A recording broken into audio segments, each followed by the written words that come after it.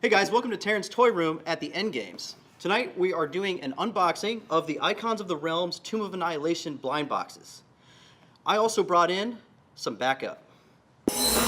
Greetings! I am Eric McCollum, and I have come to bring you these fabulous WizKids miniatures for Dungeons & Dragons, the Tomb of Annihilation! With me today is the one and only... Cody, how do you do? Local dungeon master, big-time D&D enthusiast.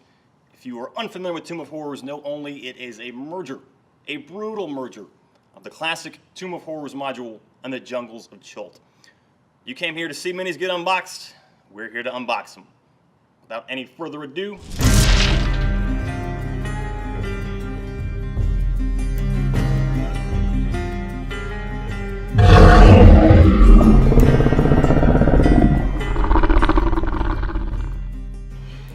So I'm going to let these guys take over.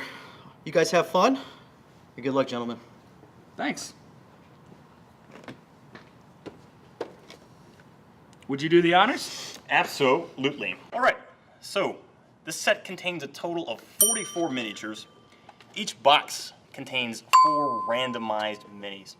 Now from the side, you can kind of get a preview of what you're getting into. Some of these are going to be rare face minis.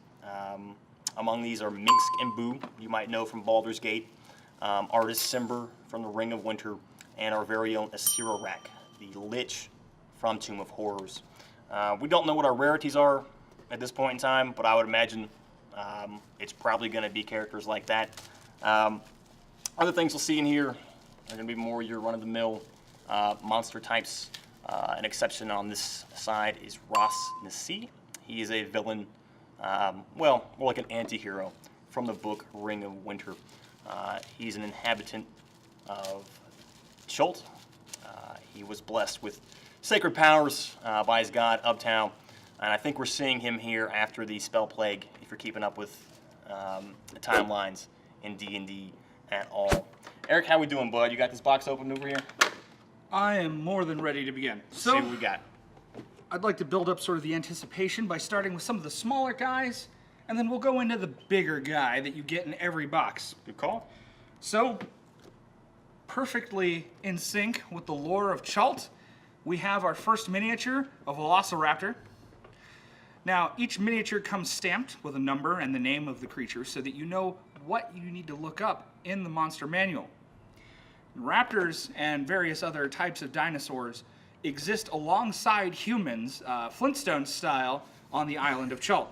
Now, it's a little bit less of a friendly disposition than your typical Dino and Fred Flintstone situation, in that by the time the players arrive on Chult for the Tomb of Annihilation, we're already progressed to the point where Tyrannosaurus Rexes are undead and vomiting up other smaller zombies. Not exactly the most welcoming scenario, but nevertheless, flavorful and canonical. Now, the next miniature I'd like to present is a monodrone. Now, enterprising DMs may have noticed these strange creatures while flipping through the monster manual. I don't have a lot of back info on the drones. They're somewhat mysterious mechanical creatures, but they're interesting in that many of them look far more advanced than any creature in the Forgotten Realms has a right to, often taking the shape of something that would even resemble a computer. Mm-hmm. A very interesting creature, and glad to see them finally represented in plastic. If I can add to that real quick, I believe they are constructs from the plane Mechanus, which is just full of robotic automatrons out the wazoo. So this is a mini we're seeing from a different plane altogether. Might make an appearance in the hardback, might just be in there for fun. We'll know in a little bit. An interesting thing about the jungle island of Chult is that it presents a lot of opportunities to witness variations on characters you've already seen before in a new light.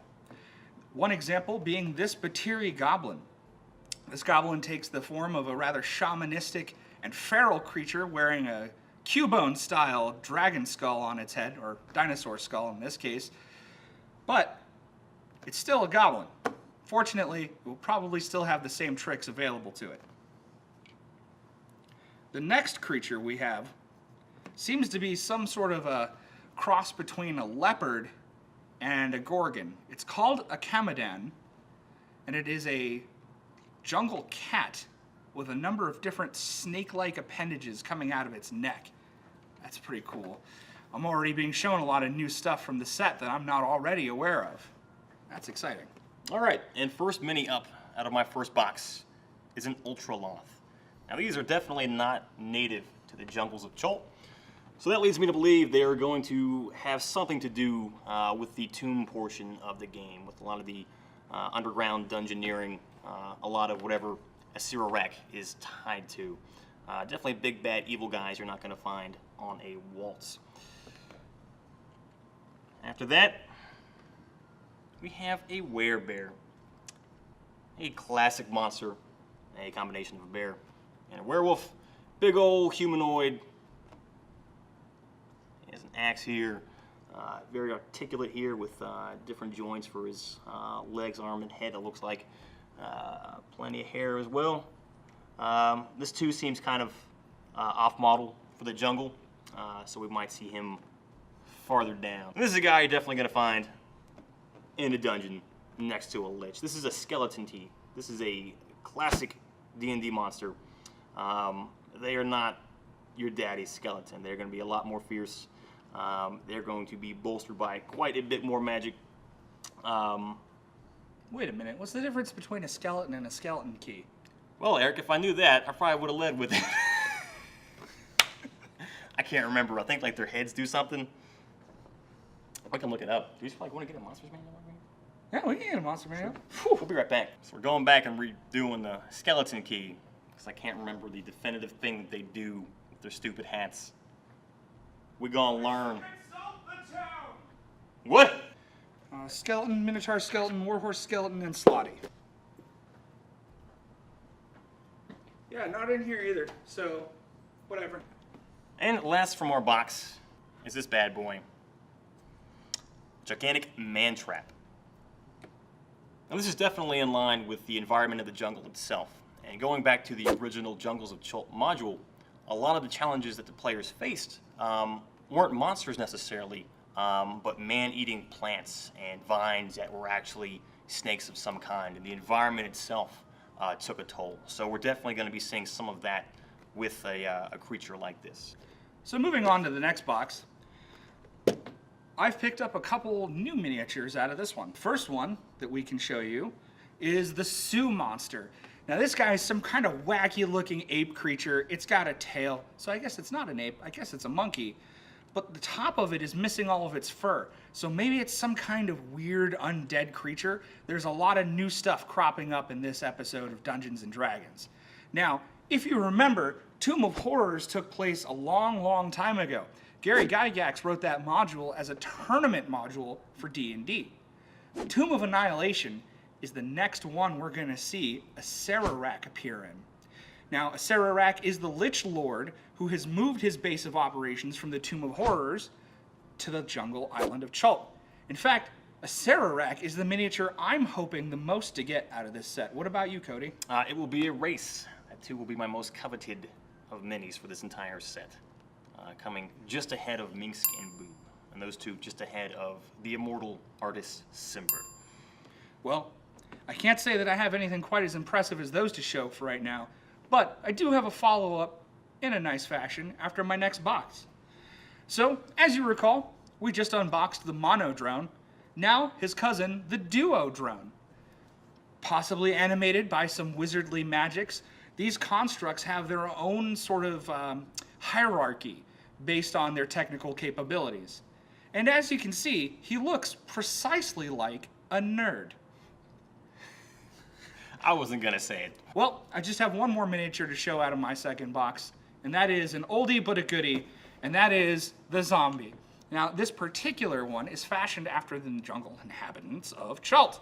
So, he bears the sort of the equipment and the clothing that a Chultan inhabitant would wear, complete with amulets of brass and all the sort of things you would expect to see from a jungle culture.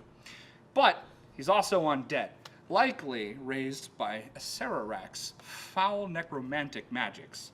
Could be. All right, I'm on to box number 2. The first pull out of that is a Growlin. Now, as you can see, this big bad guy does not have a tail. That's how you know he's not a monkey, and actually some kind of ape or gorilla. He actually has another set of arms beneath his mane too, and a big old set of tusks. Never heard of him before. If I had to guess, he's gonna be a native of Chult. Shortly after him, we have a much smaller miniature, probably among the smallest I've ever seen, a Vegapygmy. Again, never heard of this. It's probably going to be some kind of plant-based creature, carnivorous maybe. It is holding a spear. I don't know, and I'm excited to find out.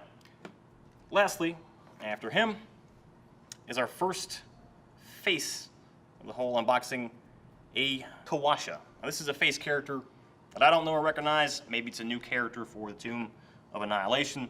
We'll find out shortly. Definitely looks like a native Chultan. The nice long robes here and the big spear.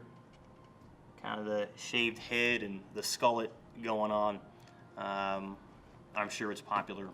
If you had to posit a guess as to what class he would be, what would you say? Ooh, man. A lot of natives on Chult don't use magic because for the most part it is forbidden. He might be something like a mage hunter in that case. That's cool. We'll find out. He could just be royalty somewhere. So if you want some more information about what you're probably going to get into with both these minis and the hardback Tomb of Annihilation, one of the first things you should check out is the book Ring of Winter. It's an old novel from the year 1993. It actually takes place in Chult, of all places. It is in fact about a Ring of Winter and is chased down by our protagonist, artist Simber. He is known to be a mini in this set. The timeline. All right. Keep going. All right, keep going. Keep me in suspense. The timeline for that book, that old novel, Ring of Winter, and the current setting of the game has a gap of over 100 years. And one of the things surrounding the mythos of artist Simber in the Ring of Winter is the ring's ability to keep him alive, to prolong his life unnaturally, such that he could be the protagonist in the late 1300s in that novel and still be a relevant character, probably an NPC in Tomb of Annihilation today. Whoa. It's weird that you bring that up, Cody. Why is that, Eric? Well, if the viewers at home don't mind taking a look at this fine gentleman on a pedestal, it just so happens that we have found artist Simber, something that even the Frost Giants couldn't do with a bloodstone. That's right. In the hardback Storm King's Thunder, artist Simber is alluded to very heavily. He's an NPC of interest, but no matter what characters do in that game, there's just no way to find him. The book explicitly lets DMs know that artist Simber will eventually return as a character in a future adventure. It is obviously now going to be this one. Yeah, it looks like it's going to be this one. I'm going to take a moment to come up closer to the camera and show you, but he is teased on the box. He is teased on the box as a human ranger. So if you don't know what he looks like, if you don't know what you're looking for, you're not going to know that that guy right there is the man himself. That's right. In the immortal words of our very own Legolas Greenleaf, that is no mere ranger. That is artist Simber. A very fine pull, but not the last. I'm going to go ahead and show you what is essentially our rare for the pack. What we have here, I cannot explain in too much detail because it's clearly new, but this fine piece of work is a stone Juggernaut. Now, the stone Juggernaut is clearly some kind of siege weaponry, but it's a beautiful mini and a beautiful work of art. So you can see that there's like hieroglyphics on the side, pictorials showing some sort of scene of a creature chasing something else. Something I'm sure the Juggernaut itself will be doing. It appears to be like a steamroller or maybe some kind of mechanical battering ram that can be pushed towards structures to knock them down. It's got large tusks in the front with a vision of a face. It has wheels on the side and some kind of black imprinted like axle in the middle. It's really cool. I'm almost speechless. This is an awesome hunk of plastic to get in your box. The next thing I got in this box is another Batiri Goblin. Now, we're not going to show you guys most of the stuff that we've already pulled that we get doubles of, but the reason this is noteworthy is because this is not the same Batiri Goblin I pulled in my first box.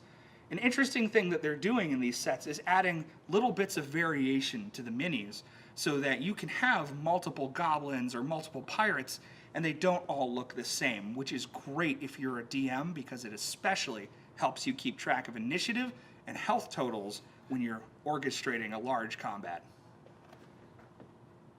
End of box 5.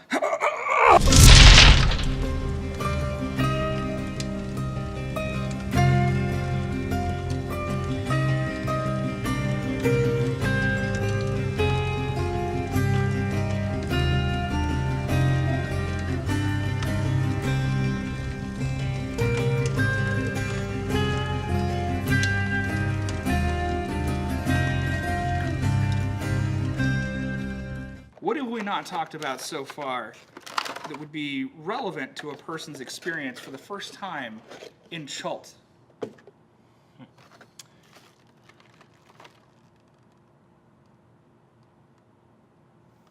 Were you setting me up for that? Yeah. I'm sorry, man. I didn't know if you were gonna take it home or not. All right, so we're gonna start that over.